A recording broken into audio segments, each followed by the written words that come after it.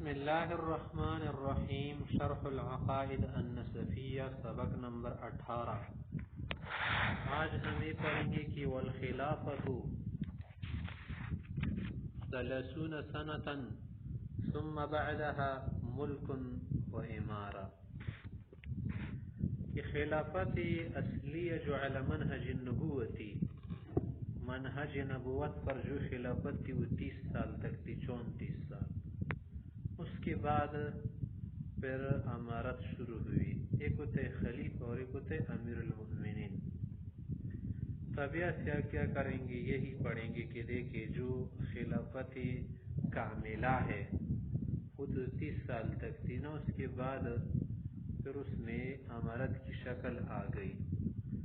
کچھ بعد کے زمانے میں بھی خلیفہ تھے، لیکن جو خلافت کاملہ ہوتی ہے علی منہج نبوہ وہ خلفائے رشیدین، خلفائے اربعہ، حسن رضی اللہ عنہ اور اس کے بعد حضرت عمر بن عبدالعزیز رحمۃ اللہ علیہ۔ تو کہہ رہے تھے کہ والخلافۃ 30 سنة ثم بعدها ملک و امارہ۔ ملک کسے کہتے ہیں؟ بادشاہ کو کہتے ہیں، امارہ من امیر، پھر اس کے بعد بادشاہ امیر وغیرہ شروع ہو گئے۔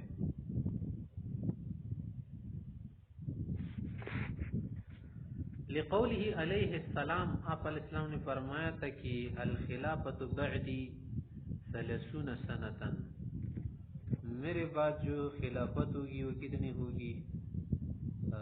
30 سال ہوگی۔ ثم یسیر بعدهم ملکا عضودا، پھر اس کے بعد کاٹنے والی بادشاہت ہوگی۔ عضود، عض یعض کا معنی ہے کاٹنا، ایک غض البصر والا لفظ عض، اس کا کیا معنی ہے؟ کاٹنا۔ وقد استشهد علی رضی اللہ عنہ على رأس 30 سنة من وفات رسول اللہ صلی اللہ علیہ وسلم، آپ علیہ السلام کی وفات کے بعد تقریباً 30 ہجری پر 30 سال پر، جو 30 سال ہو گئے نا پیغمبر صلی کی وفات کے بعد، حضرت علی رضی اللہ عنہ شہید ہو گئے، ابن ملجم نے اسے شہید کیا۔ فمعاویۃ رضی اللہ عنہ ومن بعده لا يكون خلفاء، حضرت مصنف سے اب کہہ رہے ہیں کہ معاویہ رضی اللہ عنہ اور اس کے بعد والے جو کیا تھے امراء تھے وہ خلفاء نہیں تھے، یعنی خلیفہ کامل نہیں تھے، کہتے بل ملوکن بادشاہ تھے و امراء امیر تھے۔ آگے صاحب کہتے کہ وہذا مشکل، اس طرح کہنا کیا ہے؟ جوڑ نہیں کہتا۔ لأن اہل الحل والعقد من الامت، امت میں جو حل و بست کے اہل ہے، علماء ہے۔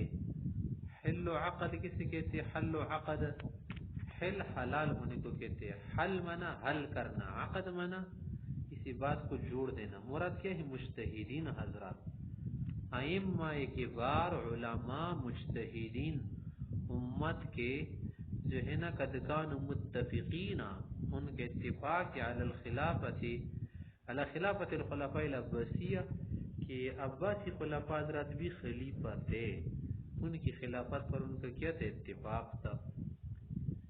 جو ارباب حل و بس تھے وہ یہی کہہ رہے ہیں۔ وبعض المراوین، اس طرح سے بعض مروانی جو کیا تھے خلیفہ تھے، جیسے کہ عمر بن عبدالعزیز رحمہ اللہ، عمر بن عبدالعزیز رحمہ اللہ مثلا۔ اگر آپ یہ کہہ دینا کہ یہ لوگ کیا تھے؟ خلیفہ نہیں تھے، تو یہ مشکل بنتے، کیونکہ بعد کی جو کچھ خلفاء گزرے عباسی اور کچھ مراوینہ، ان پر بھی علماء اکابرین مجتہدین کا اتفاق تھا، تو پھر کیا کریں گے؟ کچھ نہ کچھ عبارت کا مطلب یہ بنے گی کہ وَلَعَلَّ الْمُرَادَ، مطلب یہ بنتا ہے کہ أَنَّ الْخِلَافَةَ الْكَامِلَةَ الَّتِي لَا يَشُوبُهَا شَيْءٌ مِّنَ الْمُخَالَفَةِ وَمَيْلٌ عَنِ الْمُتَابَعَةِ، وہ خلافت جو کامل ہو، اس کے ساتھ کوئی بھی مخالفت کی چیز ملی ہوئی نہ ہو، اور تابعداری سے اس کے اندر پھرنا نہ ہو، میلان اور اعراض نہ ہو تو کون سے سال تک ہوگی؟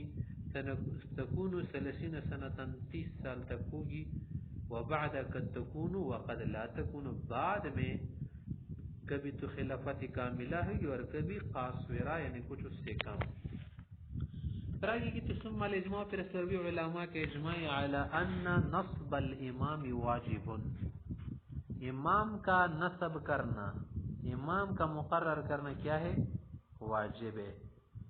نصب رفع نصب جر کو نہیں کہتے، نصب مانا امام کا مقرر کرنا، امام کی تقرری واجب ہے۔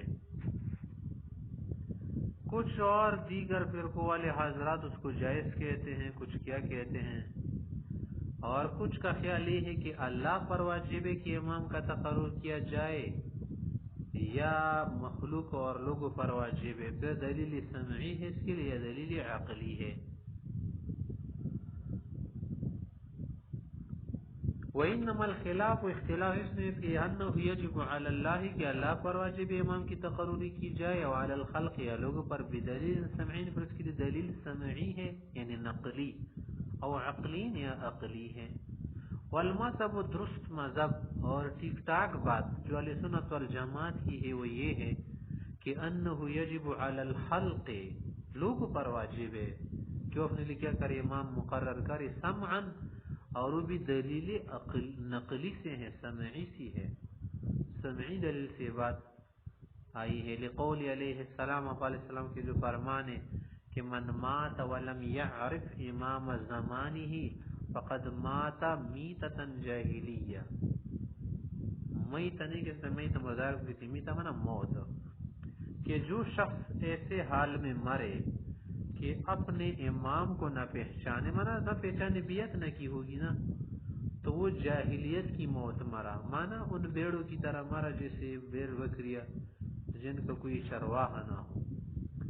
اور ساتھ فَلِأَنَّ الْأُمَّةَ قَدْ جَعَلُوا أَهَمَّ الْمُهِمَّاتِ بعد وفات النبی علیہ السلام نصب الامام، پیغمبر صلی اللہ علیہ وسلم جب وفات ہو گئے تو تدبین سے پہلے یہ فیصلہ کیا گیا کہ پہلے امام کا مقرر ہونا ضروری ہے، جب تک امام نہ ہونا تو کچھ بھی صحیح نہیں چلے گا، کام صحیح نہیں چلیں گے۔ وَلِأَنَّ الْأُمَّةَ، پوری امت سے مراد علماء کابرین باجل وغیرہ مراد کا جعل اہم المہمات، اہم الاہم امر جو انہوں نے قرار دیا تو وہ کیا تھا بعد وفات النبی صلی اللہ علیہ وسلم، پیغمبر صلی اللہ علیہ وسلم کی وفات کے بعد نصب الامام کے امام کا تقرر کیا جائے، حتی قدموه علی الدفن، آپ علیہ السلام کی تدوین سے بھی اسے مقدم کر دیا۔ وَقَذَا بَعْدَ مَوْتِ كُلِّ امام، ہر امام کی موت کے بعد امام کی تقرری کو ضروری سمجھا کیا۔ اور ابوبکر صاحب جو وفات ہو گئے حضرت عمر رضی اللہ عنہ بنائے گئے، عمر صاحب جو وفات ہوئے تو عثمان غنی رضی اللہ عنہ، پھر اس کے بعد علی رضی اللہ عنہ، محمل معاملہ نہیں چھوڑا گیا تھا۔ وَلِأَنَّ كَثِيرًا مِنَ الْوَاجِبَاتِ الشَّرْعِيَّةِ، کیونکہ جب تک امام کی تقرری نہ کی جائے نا تو بہت سارے واجبات چھوٹ جاتے ہیں، کہ بہت سارے واجبات یتوقف علیہ، امام پر موقوف ہوتے، کما اشار علیہ بقولہ، جس سے آگے مصنف رحمہ اللہ خود اشارہ کر رہے ہیں نا کہ امام کی تقرری کیوں ضروری ہے۔ امام کی تقرری اور اس کی اہمیت کا اندازہ آپ کو ان باتوں سے ہو جائے گا، ذرا سن لے اسے۔